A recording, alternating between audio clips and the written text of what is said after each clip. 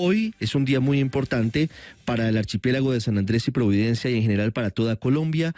A las 8 de la mañana, la Corte Internacional de Justicia de La Haya dará a conocer si acepta o no para estudiar de fondo una demanda que hace una década entabló Nicaragua, cuyo presidente es Daniel Ortega, intentando extender su plataforma continental más allá de las 200 millas náuticas. Un asunto muy técnico, pero lo que pretende es tener acceso a los beneficios económicos que eventualmente tendría el subsuelo marino más allá de lo que significan esas 200 millas, que según algunos estudios podría tener unas reservas importantes de petróleo y de gas.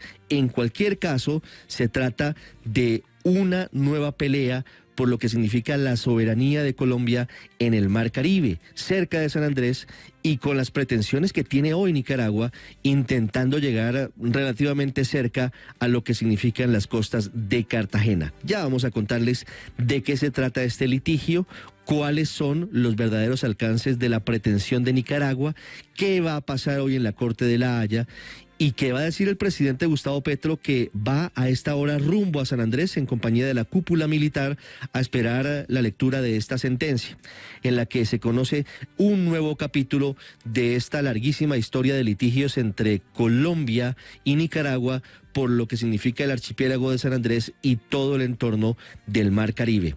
Como les digo, esto empezó hace 10 años, después del fallo de la Corte Internacional de Justicia, que le quitó a Colombia en el papel 75.000 kilómetros cuadrados del mar territorial en torno al archipiélago, a San Andrés, a Providencia, a Santa Catalina, a Roncador, a Quitasueño, a Serrana y a Serranilla.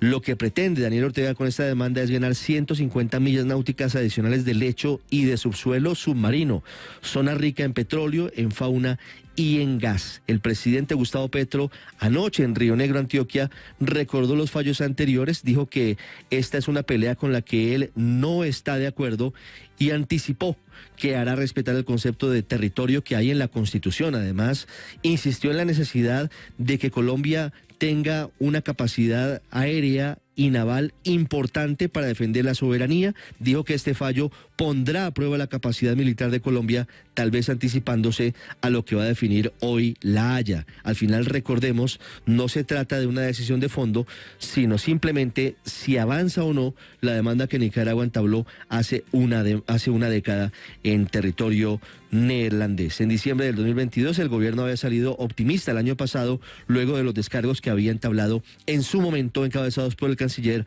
Álvaro Leiva Durán. En segundos vamos a hablarles también en Colombia del paro armado que terminó en teoría en Chocó, en el Bajo San Juan, a las 0 horas del día de hoy. El Frente de Guerra Occidental del ELN, en teoría, permite a partir de ahora la entrega de alimentos, de todo tipo de suministros a cerca de 9.000 habitantes de esa zona confinados desde el 4 de julio. Sipí y otros municipios en alerta máxima. Este anuncio del ELN se dio luego de las duras críticas del Ministerio del Interior en cabeza de Luis Fernando Velasco, y quien dijo que la fuerza pública estaba preparando un operativo para restablecer la libre movilidad por los ríos de esa zona. Vamos a hablar de la polémica del día en torno al ELN por una actualización de una resolución del gobierno que reconoce el carácter político de la guerrilla, pero que la saca de la categoría de los GAO y la incluye como una organización armada rebelde, con todo lo que ello significa, ordenando a todos los funcionarios que moderen, que desescalen el lenguaje hacia esa guerrilla. Voy a contarles en minutos cuál es el equipo negociador del gobierno del presidente Gustavo Petro, en definitiva con las disidencias de alias Iván Mordisco. Un equipo encabezado por Camilo González Pozo, exguerrillero, director de una prestigiosa ONG que hoy sigue el conflicto armado como es Indepaz, y con la presencia de un delegado del uribismo, el exministro del Interior y de Justicia, Fabio Valencia Cosio.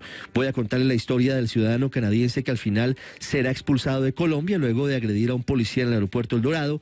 Voy a contarle la historia que hay en torno a la molestia del alcalde de Río Negro y del gobernador de Antioquia, porque ayer en la Feria Aeronáutica y su inauguración en su edición número 11 en el aeropuerto José María Córdoba no les permitieron hablar. Supuestamente la presidencia de la República solamente le permitió al presidente Gustavo Petro hacer presencia, dar su discurso, lo cual ha generado molestia entre algunos funcionarios. Vamos a hablar de política, del pacto histórico y las elecciones a la alcaldía de Bogotá.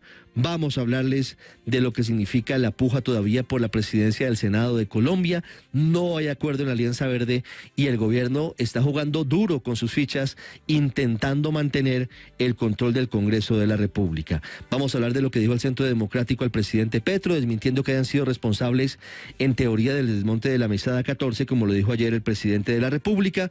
Y voy a hablarles de la polémica del día, esta vez a cargo del ministro de Comercio, Germán Umaña, quien en una presentación en la Universidad del Rosario dijo ayer que el principal producto de exportación de nuestro país son los paramilitares. Una inexplicable expresión que luego fue corregida, diciendo que se refería a empresas y a funcionarios encargados de la seguridad. Bienvenidos, todo eso a continuación, 6-7 minutos. Hoy es el Día Internacional del Panadero, el día en el que más de 60.000 personas que se dedican a ese oficio, noble oficio, delicioso oficio en Colombia, celebran su día.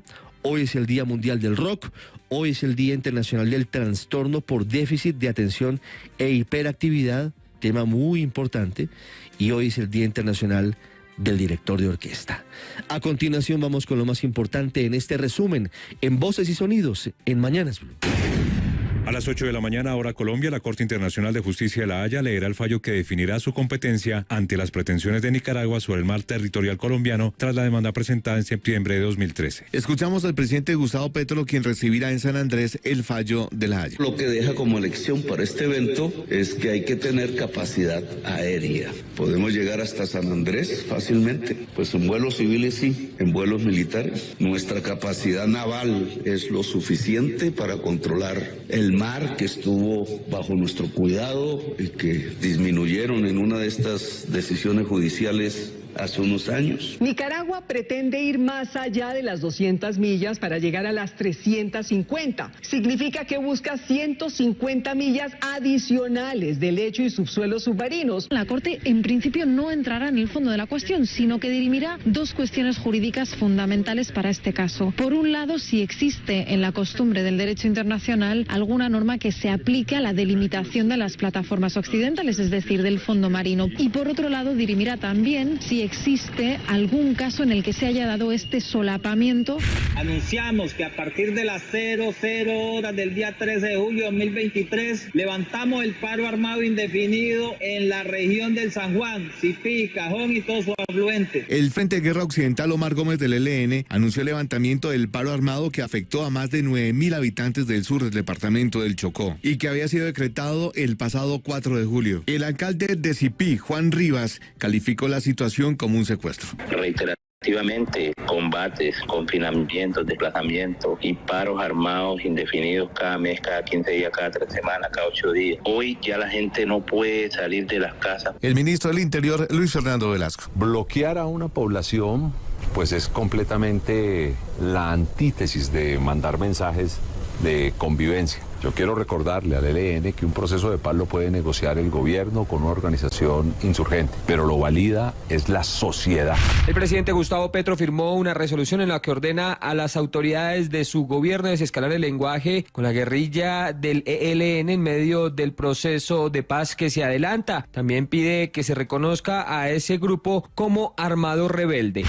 Mediante una resolución, el Gobierno Nacional reveló los nombres de los delegados que participarán en la fase preliminar de la mesa de diálogos con el Estado Mayor Central de las Disidencias de las FARC, encabezados por Iván Mordisco. El jefe de la delegación será Camilo González Pozo, actual director de Indepaz, Fabio Valencia Cosio, Luz Dari Landazuri, Carlos Burgas, Pedro José Arenas, Yesid Arteta, Gloria Quiseno, Feliciano Valencia, entre otros.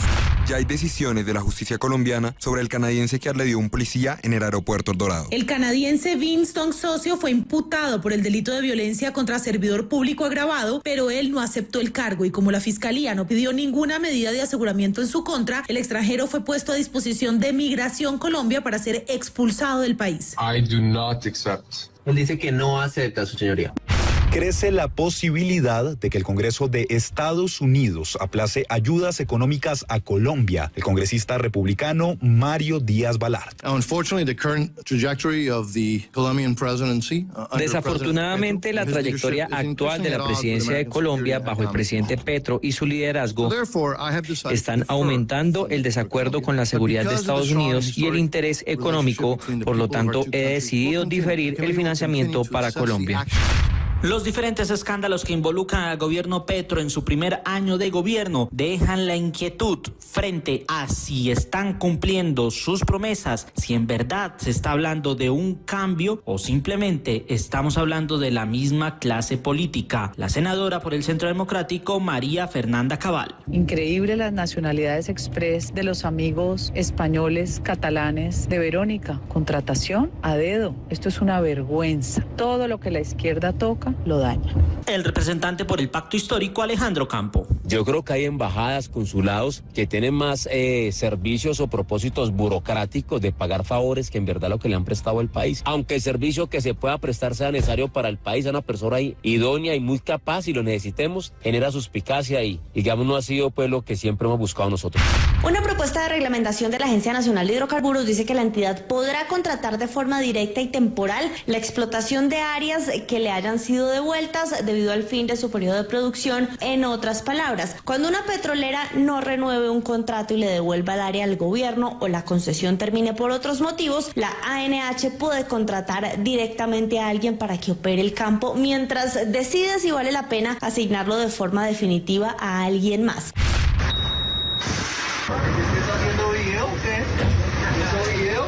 Nos haga famosos. Conductores del sistema de Transmilenio rechazaron las declaraciones de la alcaldesa Claudia López frente al video grabado por un operario en donde varias personas suben a un bus sin pagar el pasaje. La alcaldesa lo denominó como una actitud de me importa cero del conductor. Al respecto, John Cepeda, presidente de la Unión de Conductores de Transmilenio. Esto nos parece algo absurdo y demuestra un desconocimiento total por parte de la alcaldesa. Nos vemos expuestos a agresiones por parte de los usuarios y ahora pretenden que seamos nosotros los encargados de controlar la evasión del pasaje. La cumbre de la OTAN en Lituania, los líderes del G7 firmaron una declaración conjunta para garantizar a Ucrania asistencia militar a largo plazo. El presidente ucraniano Volodymyr Zelensky agradeció el apoyo de los aliados occidentales y bajó el tono en su petición de ingreso a la OTAN. Esto dijo. Creo que estaremos en la OTAN tan pronto se estabilice la situación de seguridad. En términos simples, cuando termine la guerra, Ucrania será invitada a unirse y se convertirá en miembro de la alianza. En el Summer Stage del Central Park, el concierto estelar de la noche del miércoles era con Juanes, un escenario con capacidad total para 5.000 personas dentro del lugar, pero aparecieron más de 12.000 fanáticos adicionales fuera de las puertas. Ante la continua aglomeración y como medida de precaución, se tomó la decisión de detener el espectáculo durante la interpretación de su segunda canción y se pidió a los fanáticos que abandonaran el lugar. En Nueva York, pues aquí la verdad muy triste porque no pudimos terminar nuestro show, pero quiero que sepan que la seguridad siempre va a ser primero para nosotros en cualquier cosa, por encima de lo que sea.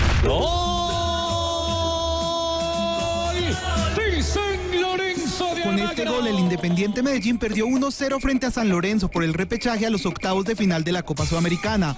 En el Medellín expulsaron a Edwin Cetré por una dura falta frente a un rival y además, esta derrota marcó el inicio de la era Alfredo Arias al frente del equipo. El partido de vuelta será el próximo miércoles 19 de julio en Argentina.